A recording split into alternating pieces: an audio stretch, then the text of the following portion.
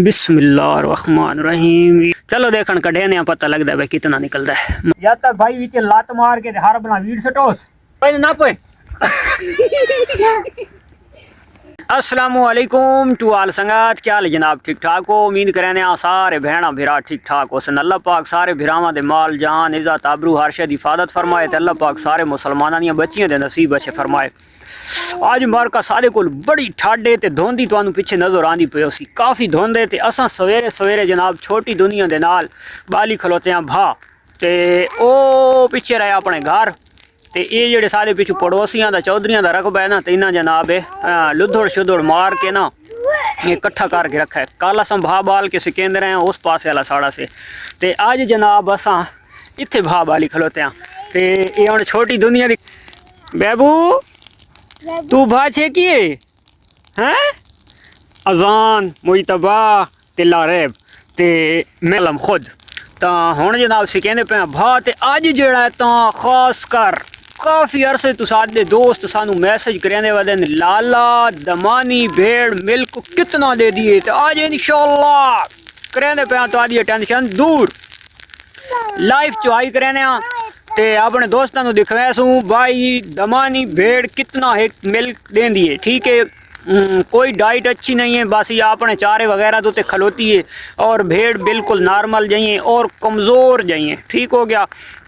तो कल मैं सैकेंड टाइम दे विच तुहाडी भाभी कोलू ओदा ओ झलूंगा जियां बनवाया भाई तुसां जनाब इसनू चाड़ दो जो उसकी ले लिए बहु शैतान उन जिथे ढक्को ना निकल पैंदी है टेढ़ी बकरी दे बच्चे आ ते उसनू राती असां चाड़ के रखा है ते हुण जनाब थोड़े जे गर्म शर्म थी कि ना भाषा सेक के ते बात इंशाल्लाह करें उसकी चुहाई और ख़ास कर चेक करें सानू अपना ही प्रैक्टिकल थी वैसी और साढ़े जेडे दोस्तों के दिल दे विच वहम टेंशन परेशानी होंदी है वो भी खत्म थी वैसी। किन्हा दे दिल चोसी भाई पाई आधा किलो देसी ते किन्हा दे दिल चोसी भाई 2-2 किलो देसी।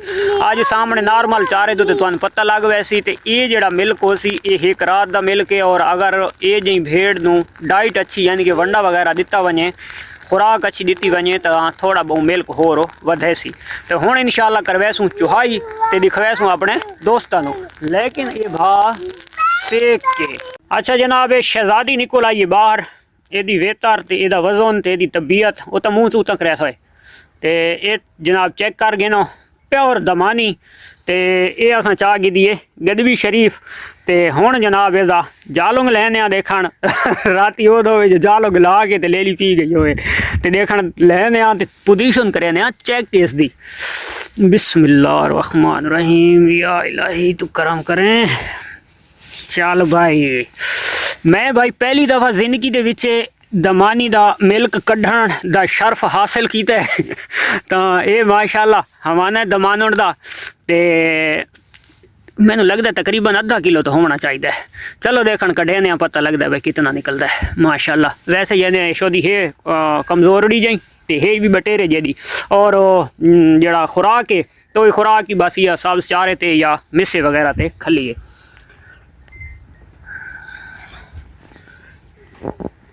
ये चेक कर गए ना जनाब बुद्धि ये कर भाई इत्थे खिलार इत्थे खिलार इत्थे खिलार थाई खिलार थाई खिलार। बिस्मिल्लाहिर्रहमानिर्रहीम। या तक भाई विच लात मार के हर बना वीड सटोस माशाल्लाह माशाल्लाह।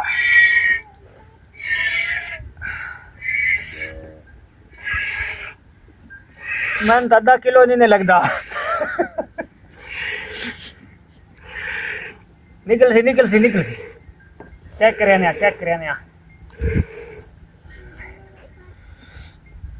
यदि ले ली सवेरे सवेरे ये शोर किया माँ दे आसू पासू त्रपदी आई उका ते आदि आई दुध पीनी आ ये पता था ना ही बेगू ते चढ़ा खलोता जालोंग ते ये हुण मैनू डबल मेहनत करनी पौसी है कि तुहाडे वीडियो बनावन दे पिछू जे हुण फीटर दी पा पा के तुसनू मैनू पिलावना पौसी, लेकिन जितनी सोहनी खुशबू है ना मिल्क दी तो शायद पता नहीं मैं आप ही पी वजा। ओए होए तो थान दे औखी धार निकली। हा हा हा शाबाश शाबाश खलीरा खलीरा ओ ढांडिए जो सबुर सबुर सबुर।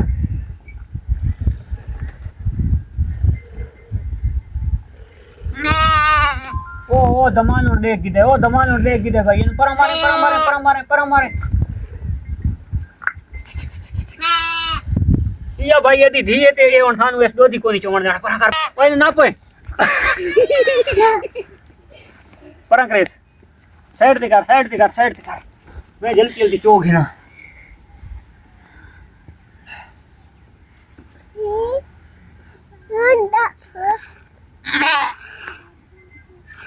ख्याल करे कि नहीं घोट ना सटा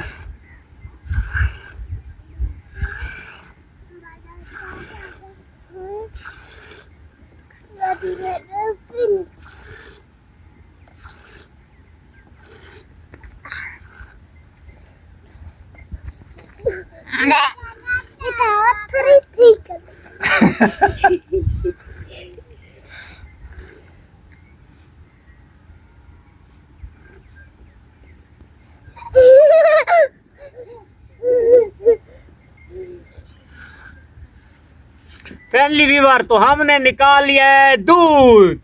तो कितना होगा तकरीबन कितना हो सकता है?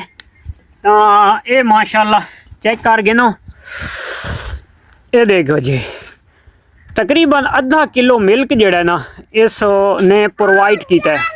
ठीक हो गया, इत्थे इसका किलो ये मूँह उत्ते दा किलो थींदा है ते आधा किलो कल शाम तो चाह के आज सुबह तक तकरीबन इस आधा किलो मिल्क दिता है। और यदि ले ली छोड़े भाई, ले ली छोड़ दे दान, ये इसकी ले लीए, ये माशाल्लाह दाढ़ी मोटी ताज़ी सेहतमंद है। ते शाम वेले इसनू असां जालम चाड़ दिता है और इस आधा किलो सुबह तक प्रोवाइड किया। तो यानी कि आज तुहाडी अखीं दे सामने क्लियर हो गया है कि अगर इस जानवर नू अच्छा चारा देवां तो शायद गद भी एक टाइम दी देसी, अगर नॉर्मल चारे दो रावे तो 24 घंटा का 1 किलो मिल्क टोटल भेद यानी कि प्रोवाइड करेंदी है। आधा किलो सुबह और आधा किलो शाम। तो अजकल सर्दी है तो शायद शाम टाइम होर थोड़ा जिहा कम हो सी तो सुबह टाइम थोड़ा जिहा चोखा हो सी। तो सेहत मुताबिक तुम आप देख गिदा और ख़ासकर जिन्हें ये ओरली भेड़ खलोती है ना तो इस दे तो मैंने बच्चे भी 2 लगते हैं जितना इस भेड़ को पेट है। तो अगर इन्हें जानवर सेहतमंद रासी तो उसका शायद मिल्क इस टू भी ज़्यादा हो सी, उस दी तो तबीयत भी इन्हें मैदे आरों को पूरी सूरी है। तो कल इंशाअल्लाह इस शहजादी के उत्ते वीडियो बनाई हुई सी और पूरी डिटेल इसकी समझाई हुई सी। तो ये हाई टोटल यानी कि इसकी मिल्क की कंपैसिटी दमानी की जी क्लियर हो गई है। और मिलते हैं इंशाअल्लाह नेक्स्ट वीडियो, तब तक दे सो इजाज़त, अल्लाह हाफिज़।